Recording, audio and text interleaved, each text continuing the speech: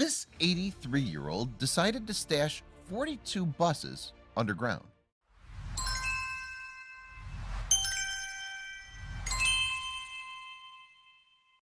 An elderly man guards a North American mystery. Decades ago, he fled across the border from his home and began to amass a collection of old school buses. Acting mostly alone and fed by impulse and fear, he said he needed them on account of their reinforced steel roofs. And he began to dig. In a massive pit in the ground, he began to form a mysterious labyrinth that few have ever been able to see. But this is no mere hoarder, so why did he take on this colossal project, and what is he hiding inside? Keep watching to find out exactly what Bruce Beach is up to. Somewhere beneath the snows of a rural part of Ontario, Canada, an 83-year-old man has created one of the most elaborate and bizarre structures in North America.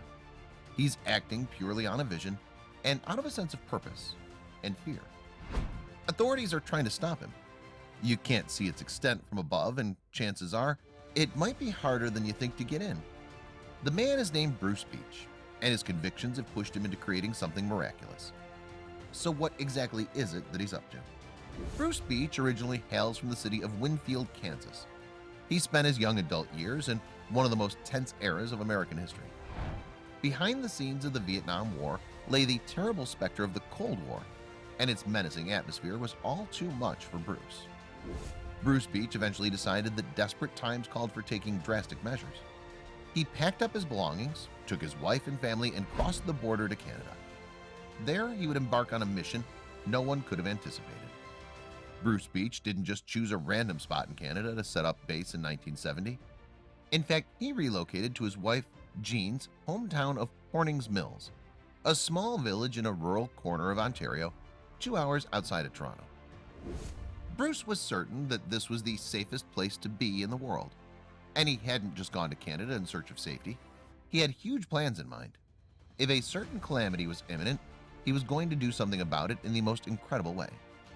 Between 1980 and 1985, Bruce began to do something particularly unusual.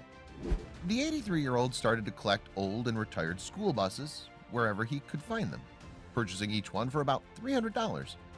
He ordered them directly to his home address. In the end, Bruce managed to amass a total of 42 school buses. It had been a costly venture, but he was convinced it was necessary. The task he had in mind was of the highest possible importance. Rural Ontario might have plenty of open space, but where did Bruce plan on parking all of them? What's more, what would he do with his strange collection? Bruce wanted the buses for a specific reason. They'd been built covered with reinforced steel roofs. In his mind, this meant they were blast-proof. He arranged them systematically side by side with precise plans for each one. Then he dismantled them, connecting each bus to one another. On a wide space of land stretched out over 12.5 acres near his property, Bruce created a massive pit in the earth around his impressive bus collection. With some help, he dug until the hole measured 14 feet underground. And then he completely covered the buses. The reason Bruce buried them underground would leave most people utterly dumbfounded. Now that his 42 school buses were totally covered under 14 feet of earth, Bruce finalized his plan. He had the pit containing the buses sealed in by 2 feet of solid concrete, never again to see the light of day. This collection was not for showing off. Bruce had better plans. He opened each bus and connected all of them into a labyrinth. Together, they form an underground shelter of proportions that's nothing short of astounding. But why did he build it? When he finally completed his project, Bruce Beach had built one of the most massive underground structures in North America. He christened it Arc 2. This enormous underground maze consisted of a staggering 10,000 square feet. Quite the undertaking. Inside the protective walls of Arc 2, Bruce can fit a maximum capacity of 500 people, if you're lucky enough to be let in. He designed it fully believing that many people would need to use it. The biggest mystery, however, is the purpose this labyrinth of buried buses serves. Bruce Beach had to think very carefully about what kind of people he was going to allow inside Arc 2 and under what circumstances. He's afraid of sick people getting into his underground creation, especially anyone who carries an infectious disease. Even if people appear to be physically healthy, Bruce wants to screen them under strict standards. They could bring in contaminants from above ground, as he sees it. Arc 2 has to be absolutely sterile. He had to find a solution. Bruce built Arc 2 with not one, but 7 separate entrances. But before anyone can be allowed into the area, they'll have to be checked out for being risk to others. That means a rigorous screening and shower immediately upon entry. Bruce will only admit people into Ark 2 after they've passed through the decontamination chamber he's designed. He has to be certain his new arrivals won't endanger the survival of the others. No disease will enter the Ark 2 facility on his watch. Bruce went about implementing the strict rule from the get-go for a very specific reason. Upon first glance, the concept of a bunch of old buses thrown together in a pit in the middle of nowhere sounds quite haphazard. Thankfully, in the process of constructing his dream project of Ark 2, Bruce Beach has had more than a little help. According to Bruce, the bunker is structurally sound. Everything was constructed under the supervision of a structural engineer, with all the necessary licensing required for a job of this nature. But what convinced the engineer that this seemingly bizarre project was worth taking part in? Trust Bruce on this one. He says the person who helped supervise construction of Ark 2 was none other than the very same one who built the subway system in Toronto. And if it's good enough for Canada's biggest city, then certainly it's good enough for what Bruce intends. The place comes stocked with diesel generators that can last up to 3 months with the fuel supplies Bruce has managed to gather and save. What about all the facilities for a human being's most basic needs? It's great that there's a plumbing system, but what about an even more basic need? First and foremost, for what Bruce intends his bus labyrinth to become, any person who would need to get inside the hidden tunnels of Ark 2 will need fresh water to drink. Bruce has engineered his own well for the drinking water supply. For the circumstances in which Bruce would need to get inside Ark 2 will absolutely have to be self-sufficient. As he foresees the future, he can't rely on outside water because it might be contaminated. But Bruce has an even more intricate plan up his sleeve. Ark 2 has a massive soup tureen, as well as a working oven. Bruce has drafted a friend who is a cook to be on the guest list for Ark 2 when the time arrives. The way he envisions it, there will be a constant supply of freshly baked biscuits for everyone. Stocking up enough food to feed an entire population inhabiting Ark 2 is not without its difficulties. Bruce has been frustrated because he's had to throw out a lot of food over the years, but he's careful to keep it well stocked. He's thinking ahead. For the living quarters that comprise a decent large part of Ark 2, Bruce has a system in mind in order to keep things in check. He's devised a strict policy of having men and women sleep separately for a particular reason. According to Bruce, having families stay together in the sleeping chambers wouldn't allow enough space for others. He's trying to maximize the amount of people the bunks can fit. If his future guests don't want to follow the gender segregation rules, they won't be allowed in. Why all these strange rules, though? What's Bruce preparing for so meticulously? Over the past 4 or so decades that Bruce has spent constructing Ark 2, he's had time to think outside the box. He doesn't want it to have to be bare bones essentials, and certainly not for the younger generation. He wants any child coming in there to be able to continue their learning as best as possible. He has chess sets for them, a play area with toys and tricycles, a nursery and classroom, as well as children's bunks. And that's not all. Besides living, the area comes with some extra bonuses. Bruce has had many long years to think up different objects and accessories that the people under his care might need. He even has a dentist chair, a mortuary, and a brig for anyone who disobeys the rules. Discipline is key, and to maintain order, he's made and installed 3 security monitors.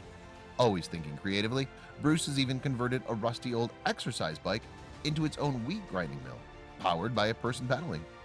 But you can't stay down there forever. Even if someone has gone voluntarily into Ark 2, Bruce knows it's still important to understand as best as possible what's happening in the world around them. Even if Bruce Beach is preparing for holding 500 people beneath the earth, he still needs to be in touch. To achieve this, Bruce has rigged up an entire radio communication system. It's capable of broadcasting both AM and FM frequencies, and has a wide enough range that it could reach all of Canada and the United States. Why would Bruce need to reach that many people? What's he up to? Bruce Beach belongs to a category of people who call themselves preppers. These are a band of characters who are convinced that the apocalypse is coming and it's high time to get prepared. There's a variety of reasons why they feel this way. Some believe the end is near for religious reasons, while some pointed to the ancient Mayan calendar's predictions in 2012, since past of course. Bruce left the United States nearly half a century ago and built Ark 2, but his terror stems from something else entirely, and he's far from alone. There's strength in numbers, and seeing as the majority of people around the preppers don't believe them, they band together. They hold annual preppers meetings, but these are not for emotional support.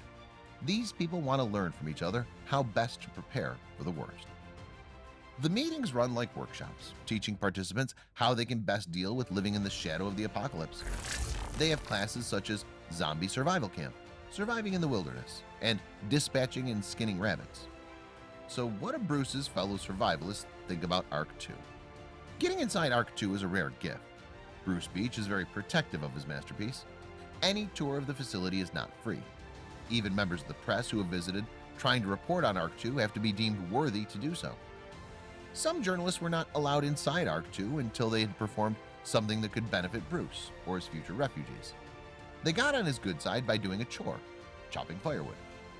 Once in, they discovered that not everything underground is fine and dandy. Being the owner and protector of Ark 2 has come at a cost for Bruce Beach and his family, and not just financially. Maintaining such an enormous structure for such a long time and doing it more or less by himself is a never-ending challenge. Rats found the bag of wheat that Bruce had been storing, and once they'd gorged themselves, destroying his supplies, they ran into his home. He also had to deal with fires, floods, and theft. And there's problems from outside, too. The local government in Ontario is not happy about this structure. In their eyes, it's one huge, dangerous hazard. Never mind what Bruce views as his service to the greater good, they're not having it. As far as they're concerned, they want it destroyed. Every part of Ark 2 was built without permits, though not for Bruce's lack of trying to get them. He's been taken to court more than 30 times, and the local government has spent over $250,000 to try and shut him down. And he's made enemies on the ground, all in the name of his vision, which is driven by one particular reason. Bruce's local fire department in his corner of Ontario is more direct than the government. Rather than waging legal battles, they've taken action. Fire brigades have come and physically sealed off the structure twice, leaving Bruce the job of figuring out how to reopen it. In 2015, during a gathering of Canadian survivalists on Bruce's property, the fire department threatened to shut down Ark 2 a third time. For Bruce, these interventions are merely preventing him from doing his job of saving people from destruction. So, what does his family think? Not just anyone would go along with Bruce's idea, which is that a nuclear apocalypse is knocking at our front door. Luckily for him, he's got a partner in his wife, Jean. She's 90 years old and hard of hearing, but she still helps him with inventory and planning.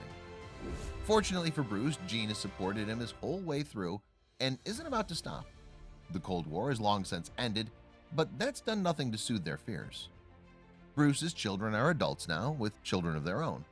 They're not shy about expressing that they've had enough of their father's apocalyptic worldview and are done participating in it. You can't necessarily blame them. Imagine growing up in that sort of environment. Never mind the fact that Ark 2 is equipped to shelter children from a nuclear attack. It must be exhausting having that heavy and frightening atmosphere dominating and defining your life from such an early age. But how does their opinion affect Bruce? Many years have passed with the threat of nuclear war rising and falling. Bruce Beach will do what he knows how, prepare to survive.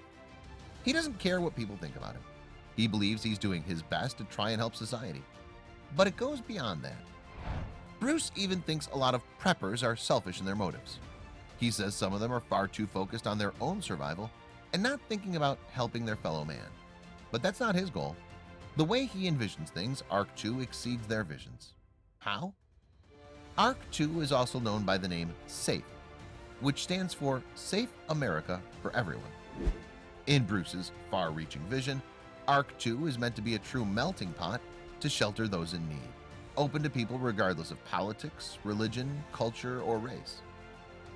As the manager of the largest nuclear shelter in North America, in the event of an actual catastrophic attack, Bruce would be responsible for managing an entire society of hundreds. He wants it to be clear that all are welcome, you just have to get in. But how long can it last? By his estimates, Bruce thinks that Ark 2 should be able to hold people for up to 3 weeks. But that's strictly under the worst-case scenario. Ideally, he hopes people will be able to refuel, rest, and continue on to the next safe place. Granted, although Bruce Beach has done, and continues to do, the best that he can in order to help others, his vision doesn't exactly take into account the real-life effects of a nuclear winter. What does he think will set this off? Bruce Beach first became concerned about nuclear war during his time as a radio control tower operator in the U.S. Air Force and as a former professor of computer science. Forget the old nuclear threats from the Soviets and the recent ones from North Korea. He has another theory. In his mind, nuclear war is a when, not an if. And according to him, when the nuclear apocalypse comes, Bruce is convinced that it will be set off by a chain of events that start with Pakistan nuking India. And he has one positive message through the chaos. In Bruce's mind, despite the terrifying visions of a nuclear winter that he describes, this is not the end, but the beginning. He describes the entire process of rehabilitation that he wants to take part in as giving birth to a new type of humanity. Bruce Beach has had his fair share of supporters as well as detractors. But whatever people may think of him, the amount of labor and painstaking care that Bruce has almost single-handedly poured into the creation of Ark 2 is nothing short of amazing.